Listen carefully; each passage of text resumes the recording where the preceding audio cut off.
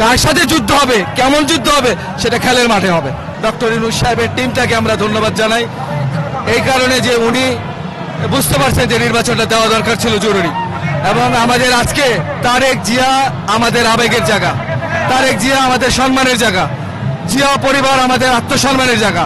আমরা কেন যেন মনে হচ্ছিল যে এই নির্বাচনটা অনেক দেরি করাতে এই যে দেশের জনগণের মানুষের দুর্ভোগ হচ্ছে, এই দুর্ভোগ আমরা এই নির্বাচনের আজকের র্যালির পর থেকে দেখবেন ঢাকা শহরে অনেক দুর্ভোগ কমে যাবে।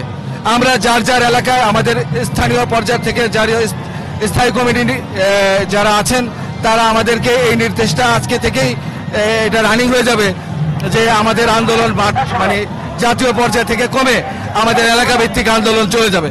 আমাদের ভোটারমুখী আমরা হয়ে যাব। আমাদের আন্দোলনটা আমাদের এখন নির্বাচনের দিকে আমাদের টার্গেটটা চলে যাবে।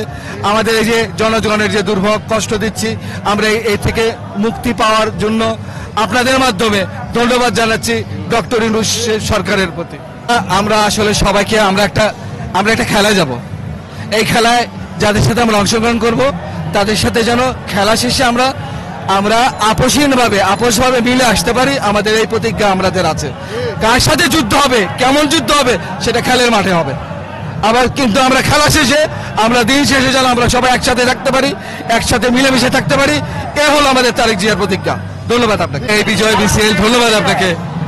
এই বিজয় মিছিল আমাদের একার না।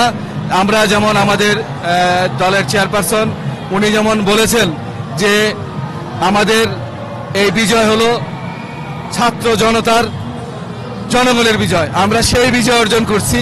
এই বিজয়ের ভিতরে আমাদের যেমন কষ্ট আছে, এই বিজয়ের মধ্যে যাদেরকে আমরা হারিয়েছি তাদের কষ্টকে আমরা লালন করে, তাদের মৃত্যুকে আমরা স্মরণ করে আমরা আমাদের দেশ গড়ার অঙ্গীকার করার আমরা প্রতিশ্রুতি হলো আমাদের এই বিজয় র্যালি।